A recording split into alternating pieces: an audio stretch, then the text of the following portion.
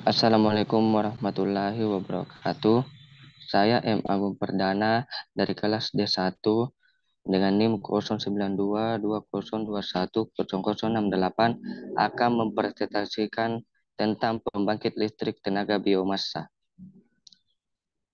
Next.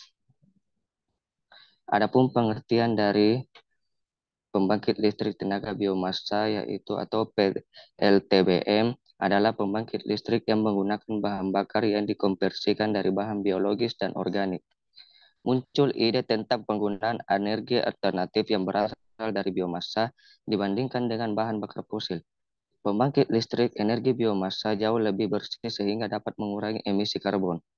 Pemanfaatan limbah pembangkit listrik juga dapat menghindari produksi gas metan jika limbah tersebut dibuang ke pembuangan akhir, di mana pada tahun 2005 penggunaan energi biomassa di Indonesia mencapai 32%. Next. Sumber energi biomassa.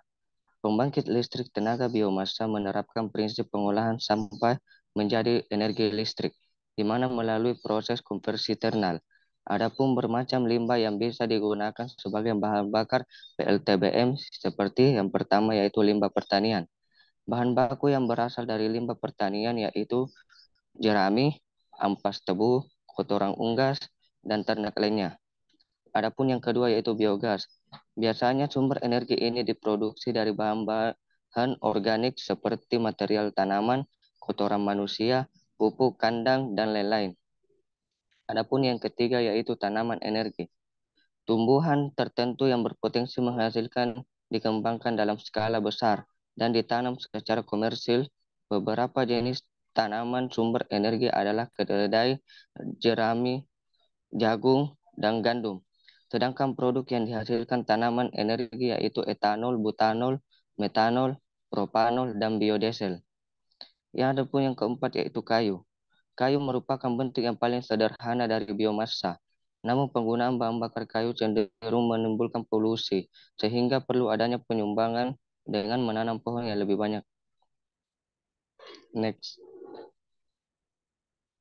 Adapun cara kerja PLTBM, di mana cara ini dimanfaatkan untuk mengubah limbah menjadi energi bernilai ekonomis sesuai dengan sifat sampah yang diolah.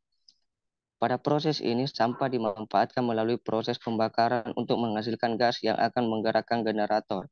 Adapun beberapa tahapan dalam proses gasification, yaitu yang pertama adalah pemilahan sampah. Tahap awal yang perlu dilakukan adalah memisahkan sampah basah dan sampah kering menggunakan floating tank. Adapun yang kedua yaitu pencacah sampah. Setelah dipilah, sampah dicacah menggunakan mesin pencacah shredder agar ukurannya sama, di mana sampah basah harus dikeringkan terlebih dahulu, kemudian dicacah menggunakan shredder. Adapun yang keempat yaitu eh, proses pembakaran, di mana sampah selanjutnya dimasukkan ke dalam tangki reaktor gasifer. Suhu pada proses pembakaran awal adalah 100 derajat sampai 200 derajat Celcius. Pada proses pembakaran selanjutnya, limbah dimasukkan ke dalam pirolisa bersuhu 200 derajat Celcius sampai 500 derajat Celcius. Limbah hasil pembakaran akan menghasilkan gas yang mengandung CO atau karbon monoksida dan CO2 karbon dioksida dan CH4 metana H2 hidrogen, di mana selanjutnya dilakukan oksidasi untuk menghasilkan gas cenol dan energi panas. Suhu yang digunakan adalah proses ini yaitu 1200 sampai 1400 derajat Celcius. Adapun yang keempat yaitu pemanasan boiler dan penggerak generator, di mana dalam proses ini air dalam boiler akan dipanaskan hingga menguap. Setelah itu uap yang dihasilkan akan dialirkan untuk menggerakkan turbin.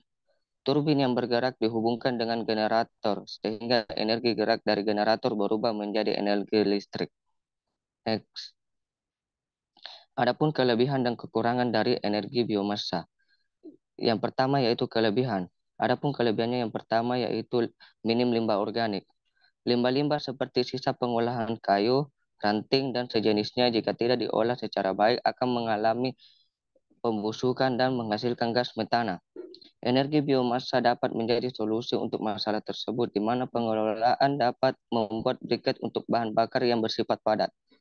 Yang kedua yaitu mengurangi efek rumah kaca. Gas rumah kaca meliputi nitrogen oksida, metana, karbon dioksida, dan sejumlah gas lainnya. Dengan meningkatkan konsentrasi tersebut di atmosfer akan menyebabkan peningkatan suhu pada permukaan bumi, di mana ketersediaan biomasa bisa menjadi peminimalisir efek rumah kaca. Alasannya adalah di mana efek rumah kaca ini lebih ramah lingkungan dan tidak menyebabkan bertambahnya gas-gas pemicu efek rumah kaca. Yang ketiga yaitu menekan polusi udara. Peningkatan jumlah kendaraan di Indonesia merupakan salah satu penyebab polusi udara. Oleh sebab itu, pemanfaatan biomasa dianggap mampu mengurangi pencemaran udara. Alasannya adalah karena pembakaran energi ini tidak terlalu menghasilkan jumlah asap yang begitu besar. Yang keempat yaitu sumber energi terbarukan. Sebagai sumber energi terbarukan, biomasa tentu memiliki keunggulan dibandingkan sumber energi lainnya. Energi ini berasal dari sumber-sumber seperti tanaman dan hewan. Adapun yang kelima yaitu mengurangi ketergantungan bahan bakar fosil. Bahan bakar fosil seperti minyak bumi maupun batu bara sifatnya terbatas dan tidak terbarukan. Apabila terus digunakan maka akan terus menipis atau berkurang. Dengan hadirnya energi biomasa diharapkan dapat menjadi mengurangi ketergantungan akan bahan bakar fosil. Adapun kekurangan dari energi biomasa ini yang pertama adalah sumber energinya terbatas. Meski termasuk energi terbarukan, tetapi untuk memperoleh bahan energinya tergolong sulit. Sebab tanaman tertentu sebagai bahan dasar pembuatan energi ini tidak dapat tumbuh setiap tahun. Yang kedua yaitu mahal. Energi biomasa tergolong mahal karena membutuhkan banyak sumber daya sebagai bahan bakunya. Jika dihitung-hitung, biaya produksinya lebih mahal dibandingkan dengan pemanfaatan bahan bakar fosil. Tetapi untuk saat ini telah ada riset untuk masalah tersebut. Dan yang ketiga adalah menyebabkan polusi. Energi biomasa juga bisa menyebabkan polusi seperti halnya penggunaan energi fosil. Next. Itulah hasil dari presentasi dari saya. Jika ada kekurangan dan kelebihan mohon dimaafkan. Wabillahi taufiq walhidayah. Wassalamualaikum warahmatullahi wabarakatuh.